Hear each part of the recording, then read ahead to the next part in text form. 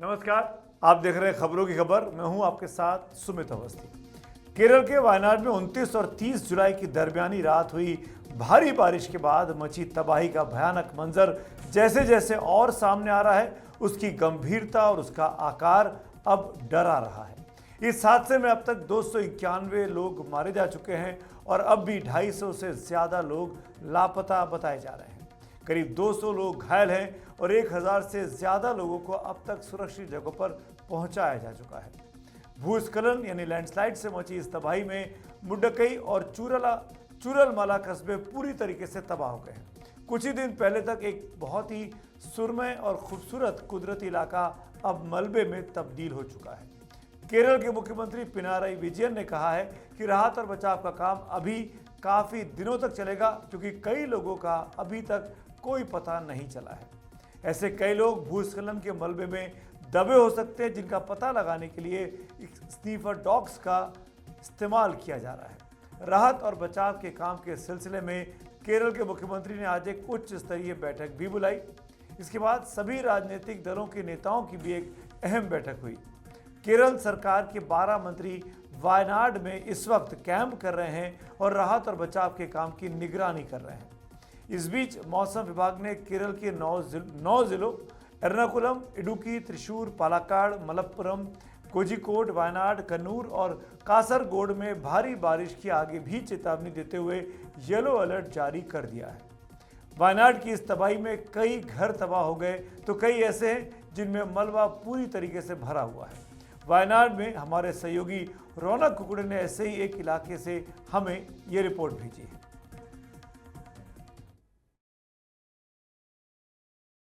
वायनाड के चूरामलाई गांव में हुए भूस्खलन ने किस तरह से नुकसान यहां के गांव के घरों को पहुंचाया, उसकी एक तस्वीर आपको दिखाने की मैं कोशिश करता हूं। इस वक्त आप ये जो घर देख रहे हैं, दरअसल ये काफ़ी ऊंचाई पर बना हुआ ये घर था और आप देख सकते हैं कि घर का आधा हिस्सा जिस तरह से जो मलबा तेजी से पहाड़ से खिसकने के बाद पानी के जरिए यहाँ पर पहुंचा, उसने इस घर को किस तरह से नुकसान पहुंचाया है। आप देख सकते हैं कि इतना तेज बहाव था कि खिड़कियों को चीरता हुआ पूरा मलबा जो है घर के अंदर यहाँ पर जा चुका है। घर के अंदर की पूरा जो सामान है वो यहाँ पर तहस नहस दिख रहा है। दरवाज़ा आप देख सकते हैं कि इतना ज़्यादा मलबा है कि दरवाज़ा भी जो है वो नहीं खुल सकता। मेरे कैमरा पर्सन संदेश आपको दिखाएंगे, मैं कोशिश भी करूँगा ये दरवाज़ा खोलने की, तो भी ये दरवाज़ा जो है वो नहीं खुल सकता। आधा दरवाज़ा जो है वो पूरी तरीके से मलबे में यहाँ पर पड़ा हुआ है और आप अंदर की तस्वीरें देख सकते हैं कि घर जो है पूरा उसका सामान यहाँ पर तहस नहस हो गया है। हालांकि जो जानकारी यहाँ पर जो रेस्क्यू कर रही टीम की तरफ से दी गई कि इस घर में जो लोग मौजूद थे उनको रेस्क्यू कर लिया गया है और मुख्य तौर पर आपको बता दें तो कुछ इसी तरह की स्थिति इस पूरे इलाके में देखने को मिल रही है। न केवल ये एक घर, कई इस तरह के घर जो है वो धराशायी हो गए हैं, कई घरों को बड़ा नुकसान पहुंचा और अब भी राहत और बचाव का कार्य जो है देखने को मिल रहा है। वायनाड से कैमरा पर्सन संदेश भाईकर के साथ रौनक कुकड़े, एनडीटीवी इंडिया के लिए। तो आप ये रौनक की रिपोर्ट वायनाड से देख रहे थे। वायनाड में राहत और बचाव के लिए सेना, वायुसेना, एनडीआरएफ और पुलिस और प्रशासन के जवान लगातार लगे हुए हैं। सेना की विशेषता इस मामले में काफ़ी काम आती है। इसी के तहत प्रभावित इलाके में राहत और बचाव के लिए सेना के जवानों ने एक बेली ब्रिज भी बनाया है, जिससे मलबे के आर पार जाने में आसानी हुई है। बेली ब्रिज लोहे का एक ऐसा ब्रिज होता है जिसे जल्दी ही तैयार किया जा सकता है और सेना की इंजीनियरिंग विंग इस काम में दक्ष होती है। केरल के मुख्यमंत्री पिनाराई विजयन ने राहत के काम में सेना के काम के लिए उसकी तारीफ भी की है। दक्षिण भारत के राज्य केरल के वायनाड के चूरमला में तो इंडियन आर्मी की और एनडीआरएफ की टीम पहुंच गई थी। कल यहां पर बड़ी संख्या में रेस्क्यू ऑपरेशन देखने को मिला, जो कि अब भी जारी है। लेकिन मुंडकई जो कि यहां से काफ़ी ऊंचाई पर है और क्योंकि इतनी ज़्यादा लैंडस्लाइड हुई कि कई ब्रिज जो है वो पानी और लैंडस्लाइड की वजह से टूट गए। अभी फिलहाल इंडियन आर्मी की तरफ से यहां पर अस्थायी तौर पर 190 मीटर इतना बड़ा ब्रिज जो है वो बनाया जा रहा है। इस वक्त आप देख सकते हैं कि यहाँ पर काम जो है वहाँ पर सुचारू रूप से चल रहा है और बहुत ही कम समय के भीतर ये ब्रिज जो है बनाया जा रहा है। आप देख सकते हैं कि कुछ लोगों की डेड बॉडीज अभी भी यहाँ पर रिकवर की जा रही है। हमको बता दें कि इंडियन आर्मी के पास इस तरह के इक्विपमेंट्स हमेशा उपलब्ध होते हैं, जिसके जरिए वो इस तरह का अस्थायी तौर पर ब्रिज जो है वो बना सके। इस ब्रिज की मदद से जो एनडीआरएफ की टीम है और जो दूसरे राहत और बचाव के लिए यहाँ पर स्वयंसेवी संस्था भी पहुंचे हुए हैं, वे मुंडकई की तरफ जो है वो मूव करेंगे और वहाँ से जो लोग फंसे हुए हैं, क्योंकि अब 48 घंटे से ज़्यादा का समय हो गया है ये लैंडस्लाइड हुए और ऐसे वक्त में अभी भी वहाँ पर बड़ी संख्या में लोगों के फंसे होने की आशंका जो है जताई जा रही है और बहुत ही रिकॉर्ड टाइम में ये अस्थायी तौर पर जो पुल है यहाँ पर बनाया जा रहा है। इस बीच केरल पुलिस ने लोगों से आग्रह किया है कि वो वायनाड इलाके में आने से बचें। पुलिस का कहना है कि कुदरती तबाही से जुड़े ऐसे इलाकों में तमाशबीनों की तरह आने से बचना चाहिए। इसे ही डार्क टूरिज्म भी कहा जाता है। इससे राहत और बचाव के काम में लगे लोगों को काम करने में दिक्कत होती है और लोग खुद भी किसी आफत में फंस सकते हैं, जो उनकी जान पर भी भारी पड़ सकता है, क्योंकि अभी भी इस इलाके में येलो अलर्ट मौसम विभाग ने जारी किया हुआ है। इस बीच वायनाड लोकसभा सीट से सांसद रहे और कांग्रेस के नेता राहुल गांधी और उनकी बहन प्रियंका गांधी आज वायनाड में घटनास्थल के दौरे पर गए। दोनों नेताओं चूरलमाला इलाके का जायजा लिया और फिर राहत केंद्रों में पहुंचकर इस हादसे के पीड़ितों से मुलाकात भी की। इसके बाद मीडिया से बात करते हुए राहुल गांधी ने कहा कि वायनाड केरल और देश के लिए ये एक भयानक हादसा है। हादसे में लोगों का दर्द देखकर हमें भयानक पीड़ा हुई है और हम हादसा पीड़ितों की मदद के लिए हर मुमकिन सहायता करेंगे। आगे बढ़ते हैं, कुछ और बात करते हैं इसी मौसम की त्रासदी, जो बारिश की वजह से त्रासदी हुई है उसी से जुड़ी हुई। भारतीय अंतरिक्ष अनुसंधान संगठन इसरो के उपग्रह ने केरल के वायनाड में भूस्खलन से हुई तबाही के बाद की तस्वीरें जारी की हैं। इन तस्वीरों से साफ है कि भारी बारिश के बाद वायनाड के चूरलमाला में करीब 86,000 वर्ग मीटर जमीन खिसकी और इसका मलबा इरुवाई फुजा नदी में करीब 8 किलोमीटर आगे तक बहा है। 86,000 वर्ग मीटर यानी इसे आप करीब 13 फुटबॉल के मैदान के बराबर का इलाका समझ सकते हैं। इसरो से जुड़े संस्थान the national remote sensing centre Hyderabad ने अपने high resolution Cartosat 3 optical satellite और RISAT सैटेलाइट से इस इलाके की तस्वीरें ली है। ये उपग्रह बादलों के पार भी देख सकते हैं। तस्वीरों से साफ है कि भूस्खलन समुद्र तल से 1550 मीटर की ऊंचाई से शुरू हुआ और फिर मलबा नदी के साथ नीचे 8 किलोमीटर आगे तक बहता चला गया और इसने आसपास के इलाके में भारी तबाही मचाई। भूस्खलन का ये मलबा नदी के दोनों ओर पड़ने वाले गांवों, कस्बों और को अपने में समाता चला गया, या फिर आप कह सकते हैं कि इन जगहों पर बसी जिंदगियों को उजाड़ता चला गया। इसी के साथ अब आपको एक और दूसरी तस्वीर दिखाते हैं। इसरो की इन पुरानी तस्वीरों में इसी इलाके में एक पुराने भूस्खलन के भी सबूत दिख रहे हैं, जिससे यह साफ होता है कि यह पूरा इलाका पहले से ही भूस्खलन के लिहाज से संवेदनशील रहा है, लैंडस्लाइड प्रोन इलाका जिसको कहा जाता है। तो ये साफ है कि आधुनिकतम वैज्ञानिक उपकरणों के जरिए हमारे पास अब पहले से ही ये जानकारी रहती है कि कौन से इलाके भूस्खलन के लिहाज से संवेदनशील है। इस मामले में काफ़ी रिसर्च अब हमारे पास उपलब्ध भी है। भारतीय अंतरिक्ष अनुसंधान संगठन यानी इसरो के नेशनल रिमोट सेंसिंग सेंटर ने इस इलाके में एक एटलस जारी किया है, जिसमें देश के सभी राज्यों के उन इलाकों को चिन्हित किया गया है जहां भूस्खलन यानी लैंडस्लाइड आने की आशंका बनी रहती है। अगर आप इस एटलस को देखेंगे तो आपको साफ पता चल जाएगा कि केरल के कौन कौन से इलाके भूस्खलन के लिहाज से बहुत ज़्यादा संवेदनशील हैं। वैसे दुनिया के नक्शे में देखेंगे तो भारत दुनिया के उन 4 देशों में शामिल है जहां भूस्खलन का सबसे ज़्यादा खतरा है। बीते कुछ वर्षों की घटनाओं के आधार पर 2018 में एक वैज्ञानिक अध्ययन किया गया, जिससे इसरो द्वारा अपनी लैंडस्लाइड एटलस में दिखाया गया। इस अध्ययन से जुड़े दुनिया के नक्शे में देखिए, भारत को सबसे लाल रंग से दिखाया गया है।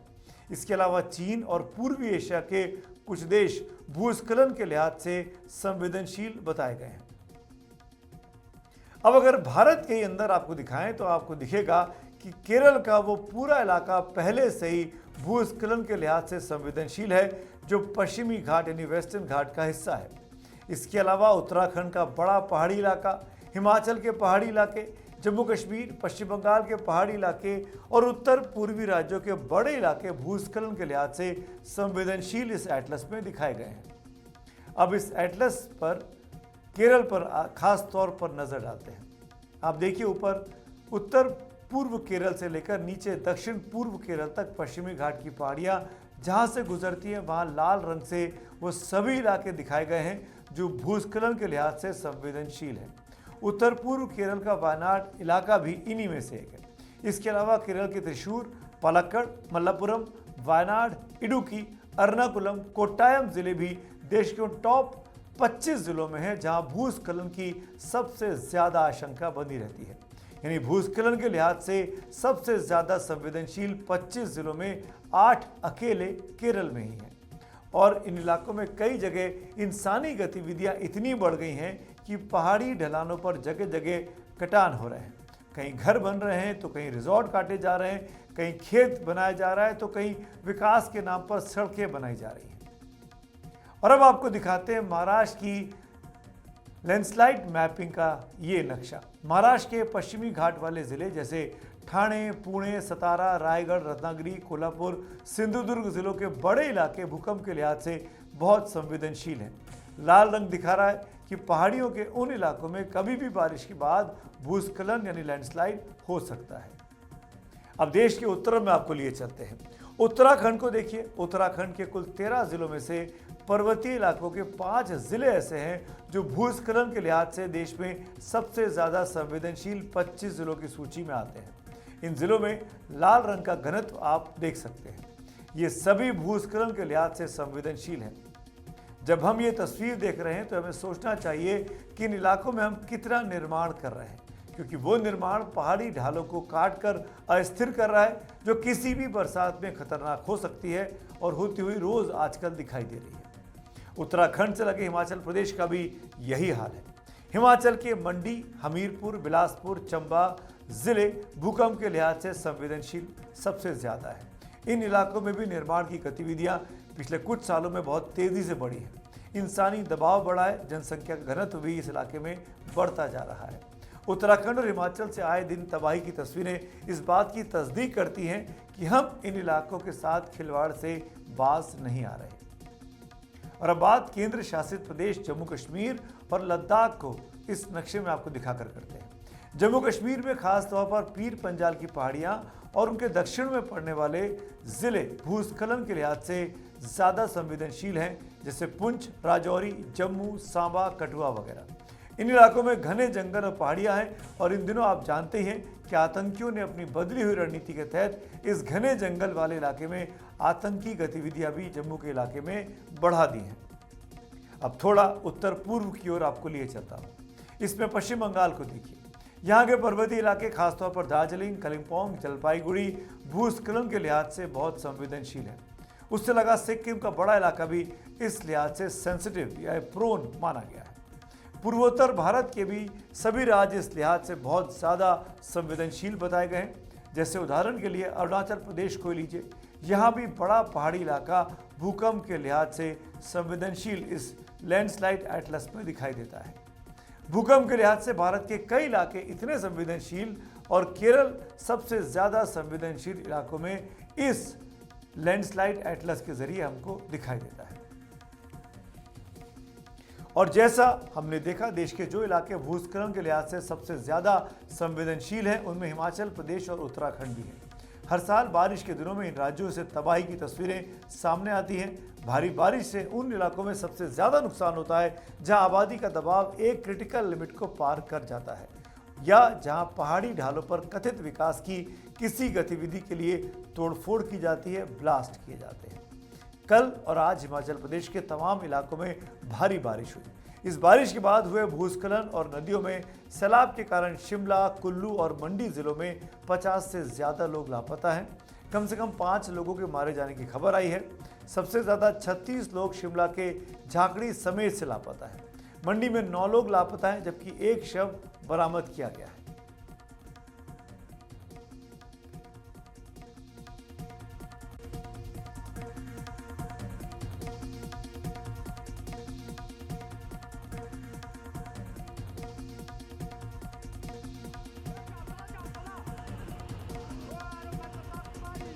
ये तस्वीरें हिमाचल प्रदेश के मंडी शहर की हैं, जो ब्यास नदी और सुकेती खड्ड नाले के संगम पर बसा हुआ है। तस्वीरें दिखा रही हैं कि किस तरह से ब्यास नदी उफान पर है और सुकेती खड्ड नदी भी पानी से लबालब है। पिछले साल भी इस इलाके में यही हालात थे और मंडी को उस वक्त भी काफ़ी नुकसान हुआ था। पुलिस प्रशासन ने लोगों से नदी नालों के किनारे ना जाने की हिदायत दी है। सेना, एनडीआरएफ, एसडीआरएफ की टीमें उन सभी इलाकों में राहत और बचाव के काम में जुटी है जहां बारिश से भारी तबाही हुई है। भारी बारिश के कारण मंडी में पंडो बांध से पानी छोड़ना पड़ा है। ये तस्वीरें बता रही हैं कि पानी में कितनी गाद है और नदी के ऊपरी इलाकों में कितनी बारिश हुई होगी। पानी छोड़े जाने के बाद निचले इलाकों में बाढ़ की आशंका को देखते हुए लोगों को नदी किनारों के इलाकों से दूर रहने की चेतावनी दी गई है। हिमाचल प्रदेश के मुख्यमंत्री ने राज्य में बारिश के बाद के हालात का जायजा लिया और सभी जिलों के उपायुक्तों को राहत और बचाव के काम में तेजी लाने के निर्देश भी दिए। केंद्रीय गृह मंत्री अमित शाह और केंद्रीय मंत्री जेपी नड्डा ने भी मुख्यमंत्री सुखविंदर सिंह सुक्खू को फोन कर हर संभव मदद का केंद्र की तरफ से आश्वासन दिया है। भारी बारिश के कारण कुल्लू में पार्वती नदी भी उफान पर है। कई जगह नदी ने किनारों पर भयानक कटाव किया। इसी के चलते कुल्लू में पार्वती नदी के किनारे बने एक बड़ी इमारत भर भराकर आज गिर गई। हालांकि इस हादसे में किसी की जान नहीं गई, लेकिन ये तस्वीर बता रही है कि नदी किनारे निर्माण कितना खतरनाक साबित हो सकता है। उधर भारी बारिश से कुल्लू में मलाना नाला पर बने मलाना हाइड्रो पावर प्रोजेक्ट को भी नुकसान पहुंचा है। मलाना नाला पार्वती नदी की सहायक नदी है। भारी बारिश से मलाना गांव और भुंतर कस्बे को जोड़ने वाली लिंक रोड भी पूरी तरीके से बह गई है। श्रीखंड यात्रा बेस कैंप में भी भारी बारिश के बाद कुछ लोगों के लापता होने की खबर मिली है। कुल्लू में 2 दिनों के लिए स्कूलों में छुट्टी कर दी गई है और लोगों से बेवजह घर से बाहर ना निकलने की भी प्रशासन द्वारा अपील की गई है। हमारा रामपुर क्षेत्र में एक जगह है जहाँ क्लोड बस्ट हुआ, जिसके कारण नदी के किनारे जो लोग रह रहे थे उससे काफ़ी क्षति प्रदेश को हुई। अभी तक सूचना के मुताबिक 50 लोग मिसिंग हैं और 2 लोगों की डेड बॉडी को रिकवर कर लिया गया है। अभी हमारी अधिकारियों की उच्च स्तरीय बैठक हुई है। सभी प्रकार के प्रबंध हमने करने के निर्देश सुबह रेवेन्यू मिनिस्टर के माध्यम से सभी डिप्टी कमिश्नर्स को दे दिए गए थे। सेना से भी मदद मांगी गई है और काफ़ी नुकसान प्रदेश को अभी हुआ है। उधर उत्तराखंड में भी भारी बारिश से हालात गंभीर बने हुए हैं। कई इलाकों में बारिश से भारी नुकसान हुआ है। उत्तराखंड में बारिश से जुड़ी घटना में पिछले 24 घंटे में कम से कम 10 लोगों की मौत हुई है। इनमें टिहरी में 3, हरिद्वार में 4, देहरादून जिले में 2 और गैरसैंण में 1 व्यक्ति की मौत की खबर हमको मिली है। भारी बारिश के कारण गौरीकुंड से केदारनाथ तक जाने वाला पैदल रास्ता भीमबली के आगे कट गया। रास्ते का करीब 25 मीटर इलाका भारी बारिश से बहकर मंदाकिनी नदी में समा गया है। इससे 400 से ज़्यादा श्रद्धालु दूसरी ओर फंस गए हैं। फंसे हुए लोगों को हेलीकॉप्टरों की मदद से अब निकालने की कोशिश की जा रही है, लेकिन भारी बारिश से इसमें भी बाधा आ रही है। केदारनाथ के रास्ते में कई जगह भारी बारिश से भूस्खलन की घटनाएं भी हुई हैं। घोड़ा पड़ाव, लिंचोली और भीमबली में लोग फंसे हुए हैं। प्रशासन ने केदारनाथ की यात्रा पर जा रहे श्रद्धालुओं को सलाह दी है कि मौसम साफ होने तक वो किसी सुरक्षित जगह पर ही रहें। उधर नैनीताल में भी भारी बारिश से नुकसान हुआ है। नैनीताल की ठंडी सड़क पर शनि मंदिर के पास पहाड़ी से बड़ी बड़ी चट्टानों के गिरने के बाद पैदल मार्ग थम गया है। चट्टानों से बिजली के खंभों, पेड़ों और सड़क किनारे लगी रेलिंग टूट गई है। इसी इलाके में इससे पहले 90 के दशक में एक बड़ा भूस्खलन रिकॉर्ड किया गया था, जब डीएसबी कैंपस से लगे इलाके में पहाड़ी का एक हिस्सा नैनी झील में समा गया था। उसके बाद इस इलाके में दीवार बनाकर और पौधारोपण कर इसे स्थिर करने की कोशिश की गई, लेकिन फिर यह इलाका भूस्खलन के लिहाज से संवेदनशील बनकर उभरा है। उधर उत्तरकाशी के घनसाली क्षेत्र में घनसाली केदारनाथ मोटर मार्ग पर मुयाल गांव के करीब एक मोटर पुल ध्वस्त हो गया। एसडीआरएफ की टीम ने यहां एक वैकल्पिक रास्ता अब तैयार किया है। उत्तराखंड के पहाड़ों पर भारी बारिश के बाद नदियां उफान पर हैं और इसका असर निचले इलाकों में ऋषिकेश और हरिद्वार तक दिख रहा है। गंगा यहां खतरे के स्तर के करीब बह रही है, जिसे देखकर पुलिस प्रशासन अब अलर्ट हो चुका है। उत्तराखंड पुलिस ने सभी जगहों पर अपनी टीमों को सतर्क रहने का निर्देश दिया है। कल रात से फिर करीब 10 बजे के बाद से अलग अलग जनपदों से हमारे पास सूचना आनी शुरू हुई कि ये इस भारी वर्षा के कारण जगह जगह कहीं पे मलबा आया है, कहीं पे पत्थर गिरे हैं, कहीं पे पुल क्षतिग्रस्त हुए हैं। और तो रात में ही हम लोगों ने अपनी जो टीम्स थी उनको जहां जहां संभव था रवाना कर दिया गया था, लेकिन चूंकि जिस तरह से बारिश हो रही थी तो काफ़ी जोखिम भरा काम था रात में मूवमेंट कराना और रात में कोई रेस्क्यू और रिलीफ का काम करना। तो मतलब जो एक्चुअल सीरियस एफर्ट था रेस्क्यू और रिलीफ का वो तो सुबह एक बार जब डिलाइट हो गई थी तो उसके बाद ही ठीक से शुरू हो पाया था। और लगातार इसमें मतलब राज्य सरकार की भी सारी एजेंसीज लगी हैं, केंद्र सरकार की भी सारी एजेंसीज लगी हैं। उधर दिल्ली एनसीआर में भी कल शाम 5 से 6 बजे के बीच जो भारी बारिश हुई उसने पूरे इलाके में जनजीवन अस्त व्यस्त कर दिया। दिल्ली एनसीआर में बारिश से जुड़ी अलग अलग घटनाओं में बीते 24 घंटे में 13 लोगों की मौत की खबर है। शाम के व्यस्त समय में हुई इस बारिश से ट्रैफिक भी थम गया था। हमने कल भी वो रिपोर्ट्स आपको दिखाई थी। लोग कई घंटों तक ट्रैफिक जाम में कल शाम फंसे रहे।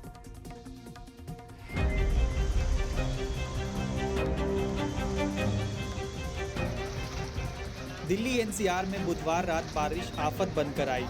जगह जगह हुए जल जमाव लोगों के लिए मुसीबत का सबब बन गया। 2.5 से 3 घंटे की बारिश ने ऐसा कहर बरपाया कि दिल्ली एनसीआर में ही 13 लोगों की मौत हो गई, जबकि 2 लोग घायल हैं। वहीं केवल दिल्ली में ही 6 लोगों की मौत हो गई।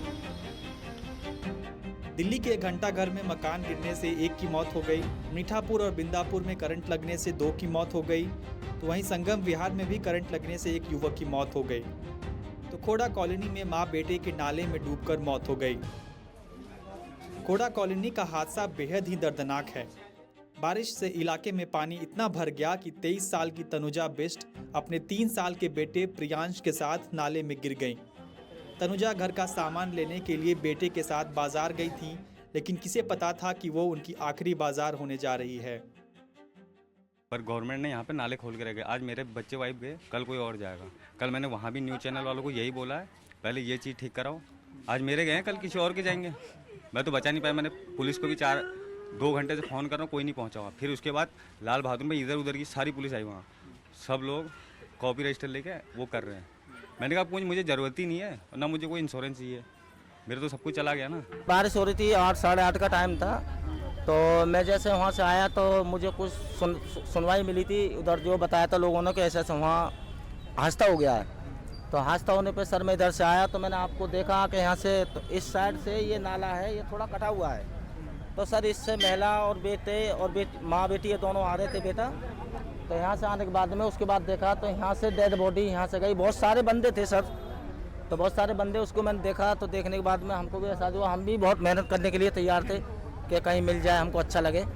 हम दौड़ते दौड़ते यहाँ से वहाँ तक पहुँचे, देखा इधर पूरा नाला वहाँ से यहाँ तक। तो सर हम देखते हुए यहाँ से पहुँचने के बाद में हमको नहीं मिला। उसके बाद में फिर डेड बॉडी सर वहाँ पे मिली। घर लौटते समय बेटे प्रियांश का पैर फिसला और वो नाले में जा गिरा। उसे बचाने के लिए तनुजा भी नाले की ओर दौड़ी और गिर पड़ी। बताया जाता है कि आखिरी दम तक तनुजा ने अपने बेटे प्रियांश का हाथ थामे रखा था।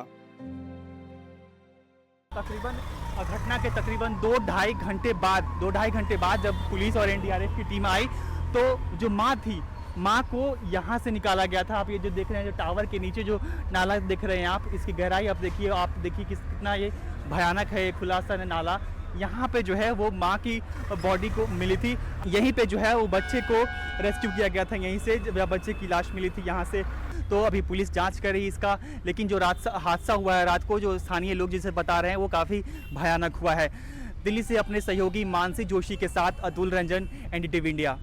तो देखा आपने किस हद तक नुकसान होता है अगर भारी बारिश में अगर गड्ढों को नहीं भरा जाएगा, गड्ढों को नहीं ढका जाएगा, तो ऐसे हादसे अक्सर हर बारिश में किसी न किसी शहर से सुनने को मिल जाते हैं। प्रशासनिक व्यवस्था को इंतज़ाम करना चाहिए कि ऐसे हादसे आगे से ना होने पाए। आगे बढ़ते हैं आज की एक और बड़ी और महत्वपूर्ण खबर की ओर। ये खबर आप सबको ज़रूर पता होनी चाहिए। सुप्रीम कोर्ट ने आज एक ऐतिहासिक फैसला सुनाया है। इसके तहत सुप्रीम कोर्ट की 7 जजों की बेंच 6-1 के बहुमत से अनुसूचित जाति एवं अनुसूचित जनजाति के लिए आरक्षित कोटे में कोटे को मंजूरी देती है। अदालत का कहना है कि कोटे में कोटा असमानता के खिलाफ नहीं है, यानी जो कोटा मिलता है शेड्यूल कास्ट शेड्यूल ट्राइब को, उसके अंदर भी जो वंचित वर्ग है उस समाज का, उसके लिए भी कोटा निर्धारित हो सकता है। कोटे में कोटा। सुप्रीम कोर्ट की 7 जजों की पीठ ने कहा कि राज्य सरकार अनुसूचित जातियों और अनुसूचित जनजातियों में सब कैटेगरी यानी उपवर्ग बना सकती है, जिससे मूल और जरूरतमंद वर्ग को आरक्षण का अधिक फायदा मिले। वो वर्ग जो ज्यादा वंचित है, ज्यादा पिछड़ा है, उसको आरक्षण का फायदा मिलना चाहिए। सुप्रीम कोर्ट ने कहा कि कोटा के भीतर कोटा तर्क संगत अंतर पर आधारित होगा। इसे लेकर राज्य मनमर्जी से काम नहीं कर सकते हैं। इसके साथ ही राज्यों की गतिविधियां न्यायिक समीक्षा के अधीन होंगी।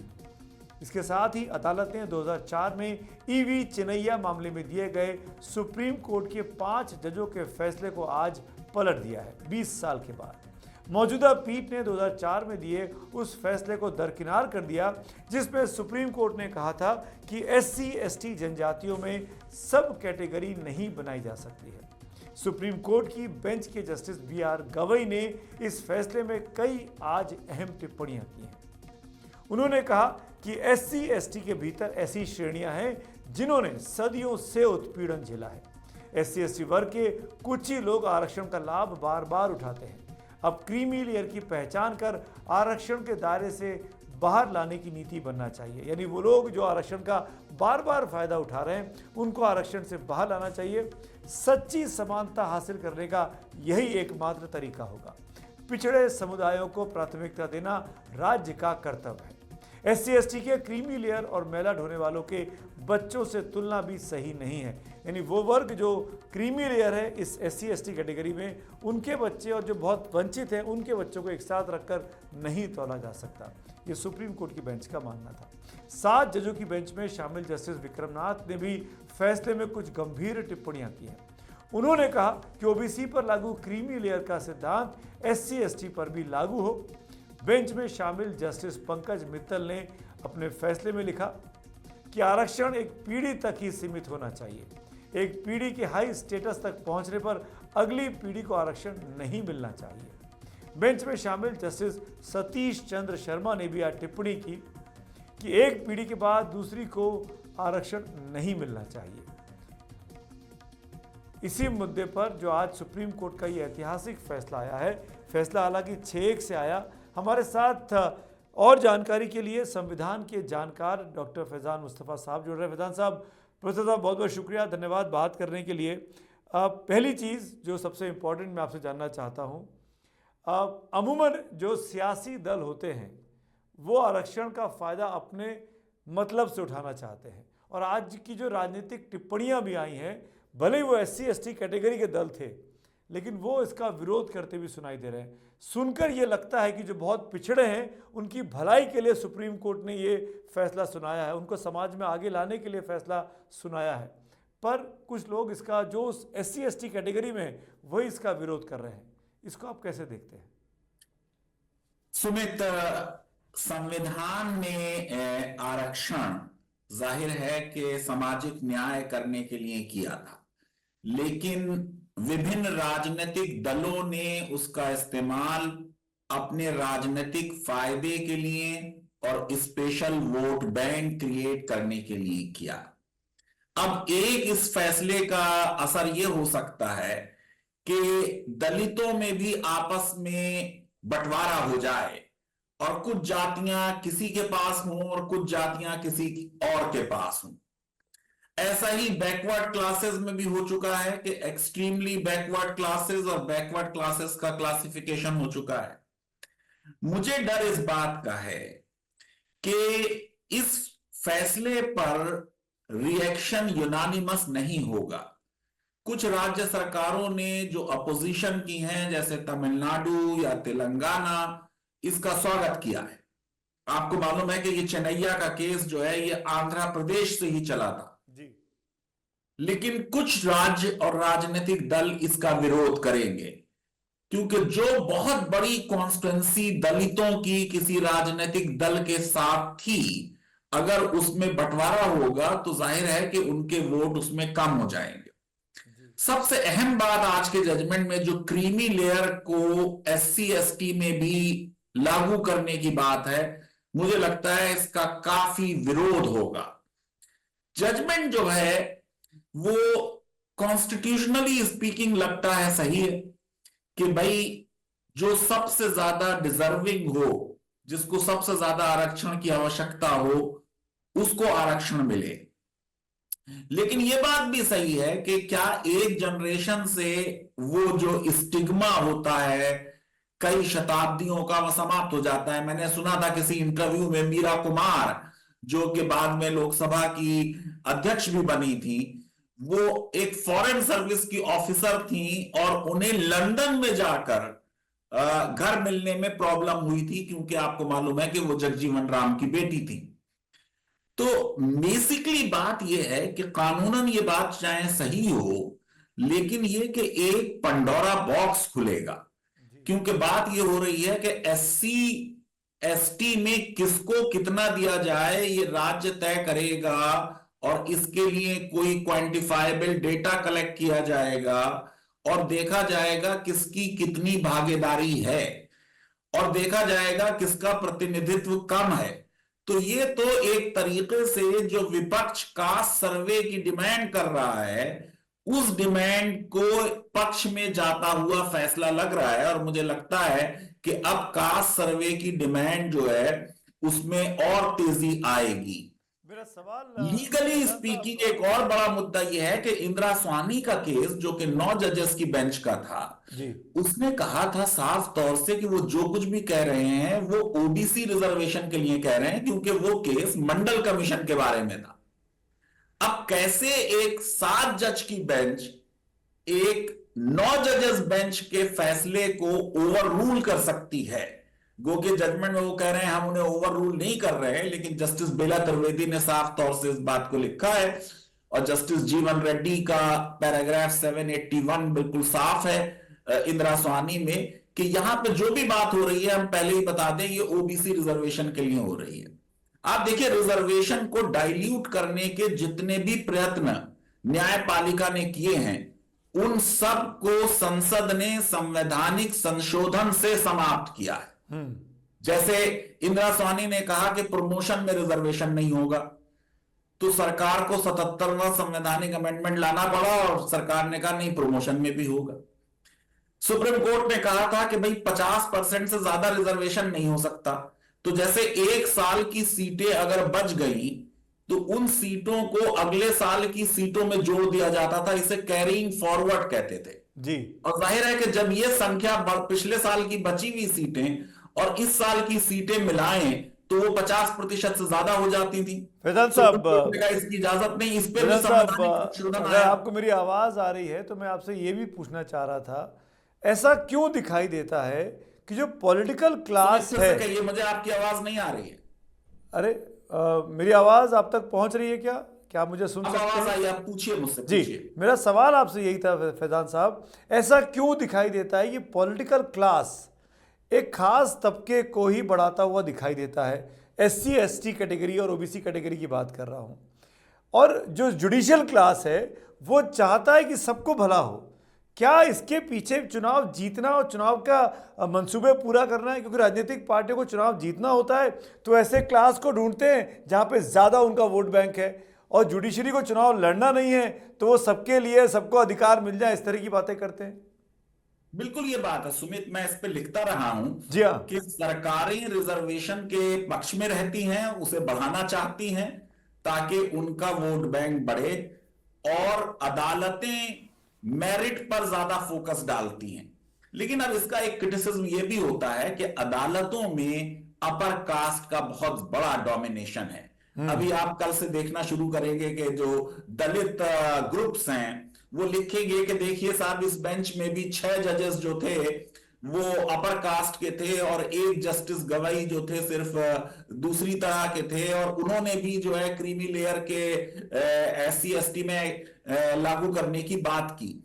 मैं ये समझता हूं कि जजेस की कोई कास्ट या कोई धर्म नहीं होता, लेकिन आमतौर से हमारे जजेस मेरिट पर फोकस डालते हैं जी। और मेरिट पर उनका जो फोकस है बहुत ज्यादा, उसकी वजह से वो आरक्षण पर तरह तरह के अंकुश लगाने का प्रयत्न करते हैं और सरकारें उन अंकुशों को हटाती हैं ताकि उनका वोट बैंक होता रहे। इसीलिए आप देखिए जाट रिजर्वेशन, गुजर रिजर्वेशन, फैजान साहब, वक्त की कमी है, सब अदालतों ने निरस्त की। एक क्विक कमेंट और चाहूंगा, क्या आपको लगता है कि इस 7 मेंबर बेंच को भी चुनौती दी जाएगी?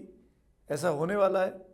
इसको चुनौती दी जाएगी, लेकिन ये कोई 9 जजेस बेंच को शायद रेफर नहीं होगा। मेरा अंदाजा ये है कि अगर बहुत इसका विरोध हुआ, अभी मैंने आपको बता दिया कि विपक्ष इसमें एक मत नजर नहीं आ रहा है मुझे, लेकिन अगर इसका बहुत विरोध दलित समाज से हुआ तो शायद सरकार को संवैधानिक संशोधन ला के कहना पड़ेगा कि क्रीमी लेयर वो शेड्यूल कास्ट और शेड्यूल ट्राइब पर नहीं लगाएंगे। बड़ी खबर आप दे रहे हैं, बड़ा विश्लेषण आप कर रहे हैं। शुक्रिया फैजान साहब, वक्त की कमी थी, माफ़ी चाहूँगा।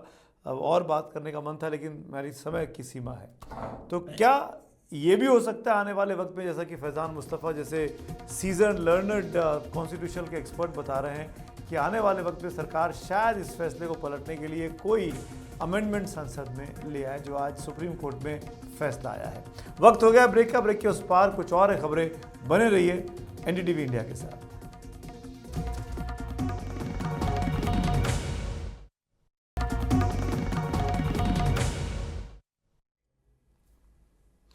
यूपी की राजधानी लखनऊ में बुधवार को हुई भारी बारिश के बीच एक ऐसी तस्वीर सामने आई जिसने सभी को परेशान कर रख दिया।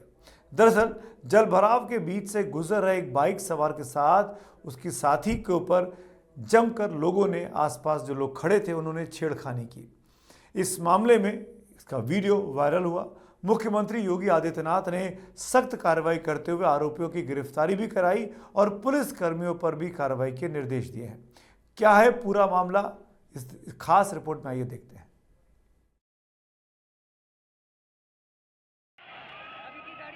ये तस्वीर अदब के शहर लखनऊ के मिजाज पर एक बदनुमा दाग है। ये तस्वीर भीड़ के हिंसक हो जाने की दास्तान है। ये तस्वीर इस समाज के एक तबके की सोच की गवाही है। ये तस्वीर वाकई लखनऊ के लिए शर्मिंदगी की तस्वीर है। दरअसल बुधवार को लखनऊ में जोर की बारिश हुई तो शहर के कई हिस्सों में पानी भर गया। ऐसे ही पानी अंबेडकर पार्क के पास भी लगा और इस पानी में मौज मस्ती करने के लिए कुछ युवाओं की भीड़ वहां पहुंच गई। जो गाड़ियां वहां से गुजर रही थी, उन गाड़ियों पर ये युवक पानी फेंक रहे थे। लेकिन ये मौज मस्ती अचानक बदसलूकी में तब बदल गई जब एक बाइक पर सवार युवक और युवती वहां से गुजर रहे थे और युवती को देख करके इस भीड़ ने न सिर्फ बाइक सवार को गिरा दिया बल्कि सरेआम युवती के साथ बदसलूकी की। घटना का वीडियो तेजी से वायरल होने लगा। पीड़ित युवती शर्मिंदगी की वजह से पुलिस के पास नहीं गई। फिर पुलिस ने वायरल वीडियो का संज्ञान लेते हुए पहले मुकदमा दर्ज किया और फिर कुल 4 आरोपियों की गिरफ्तारी की। दिनांक 31/7/2024 को थाना गोमती नगर क्षेत्रांतर्गत हुई घटना के संबंध में तत्काल लखनऊ पुलिस द्वारा संज्ञान लेते हुए मुकदमा पंजीकृत किया गया। सख्त कार्रवाई हेतु 3 टीमों का गठन किया गया। साक्ष्यों के आधार पर जिन लोगों का चिन्हीकरण हुआ था उसमें से 4 की गिरफ्तारी कर ली गई है, जिसमें मोहम्मद अरबाज, विराज साहू, पवन यादव और सुनील कुमार शामिल हैं। लगातार टीमें दबिश दे रही हैं गिरफ्तारी हेतु और जल्द ही इनको गिरफ्तार करके न्यायिक अभिरक्षा में भेजा जाएगा। इस घटना के सामने आने के बाद मुख्यमंत्री योगी आदित्यनाथ खुद एक्शन में आए। इस मामले में 4 आरोपियों की गिरफ्तारी की गई और साथ ही गोमती नगर इलाके के DCP, ADCP, ACP को उनके स्थान से हटा दिया गया। वहीं पूरी चौकी को सस्पेंड कर दिया गया। इसमें एक इंस्पेक्टर, एक सब इंस्पेक्टर और 3 सिपाही शामिल हैं। लेकिन जब इस मामले को विधानसभा में कांग्रेस ने उठाया तब मुख्यमंत्री योगी आदित्यनाथ ने कुछ इस अंदाज में जवाब दिया। मुख्यमंत्री जी के सत्र के नाक के नीचे सदन चल रहा है, उसके दौरान अगर हुड़दंगियों के इतने बेबाक हो चुके हैं, वो इतने निरंकुश हो चुके हैं, तो आप ये समझ लीजिए कि उत्तर प्रदेश में लॉ एंड ऑर्डर की क्या पोजीशन रहेगी। जिस तरह से एक बेटी को वहाँ पे अपमानित किया गया, बाइक से उसको खींच करके नीचे गिरा दिया गया, उसके बाद भी सरकार जो है उसका उन्होंने ये सवाल नहीं पूछा कि आखिर रिस्पांस टाइम क्या था लखनऊ पुलिस का, कितनी देर में वहाँ पर पहुंची। गोमती नगर की घटना है, उस घटना में भी हम लोगों ने जवाबदेही तय की है। उसके अपराधियों की सूची भी मेरे पास आई है। ये अपराधी हैं, पहला अपराधी है पवन यादव, दूसरा अपराधी है मोहम्मद अरबाज। ये सद्भावना वाले लोग हैं, यानी सद्भावना, अब इनके लिए सद्भावना ट्रेन चलाएंगे, इनके लिए बुलेट ट्रेन चलेगी, चिंता मत करो। और उस बुलेट ट्रेन की तैयारी की जा रही है। इस घटना को हमने गंभीरता से लिया है और गंभीरता से लेने का परिणाम है पूरी चौकी को सस्पेंड किया है, इंस्पेक्टर को सस्पेंड किया है, डिप्टी एसपी, एडिशनल एसपी और डीसीपी, इन सबको वहां से चेंज करके इनके खिलाफ भी कार्रवाई हमने प्रारंभ की। गोमती नगर की इस घटना में योगी सरकार ने कड़ा एक्शन लिया। डीसीपी, एडीसीपी और एसीपी का ट्रांसफ़र किया गया। चौकी प्रभारी, इंस्पेक्टर, सब इंस्पेक्टर और 3 सिपाहियों को निलंबित किया गया। 4 आरोपी जिनमें पवन यादव, अरबाज, सुनील कुमार और विराज साहू को गिरफ्तार किया गया। वीडियो और सीसीटीवी के आधार पर अन्य की पहचान की जा रही है। फिलहाल इस घटना के बाद जिस तरह से सरकार एक्शन में आई है, उसे देखकर ये कहा जा सकता है कि अभी कुछ और आरोपियों की गिरफ्तारी ज़रूर होगी। और आरोपियों को लेकर जिस तरह मुख्यमंत्री योगी आदित्यनाथ ने बुलेट ट्रेन की बात कही है, उससे ऐसा लगता है कि इन आरोपियों पर और कड़ी कार्रवाई सरकार करने के मूड में है। लखनऊ से कैमरा पर्सन राजेश गुप्ता के साथ रणवीर, एनडीटीवी इंडिया के लिए। ईरान की राजधानी तेहरान में हुए एक हमले में हमास की राजनीतिक शाखा के प्रमुख इस्माइल हानिये को मार गिराया गया। इस्माइल हानिये हमास के कट्टर नेताओं में थोड़े उदार माने जाते थे और वही हमास की इजराइल के साथ युद्ध विराम की बातचीत में शामिल थे। अब सवाल ये उठ रहा है कि हमास में इस्माइल हानिये की जगह कौन ले सकता है। हमारी सहयोगी कादम्बिनी शर्मा की ये रिपोर्ट देखिए।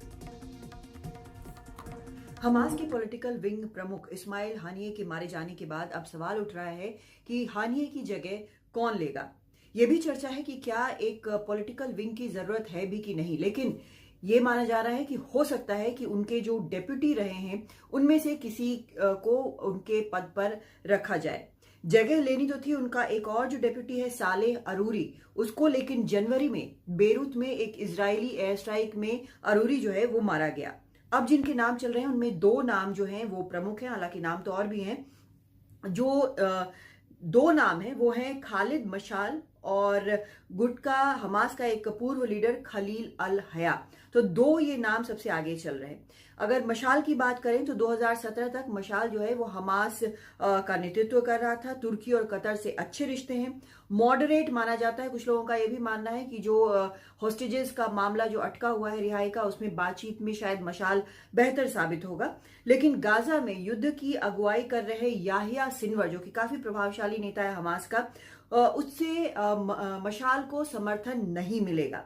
तो एक तो मशाल का नाम है, दूसरा नाम जो है खलील अल हया, ये याहिया सिनवर का करीबी माना जाता है और ईरान, कतर, मिस्र और तुर्की से इसके अच्छे रिश्ते हैं।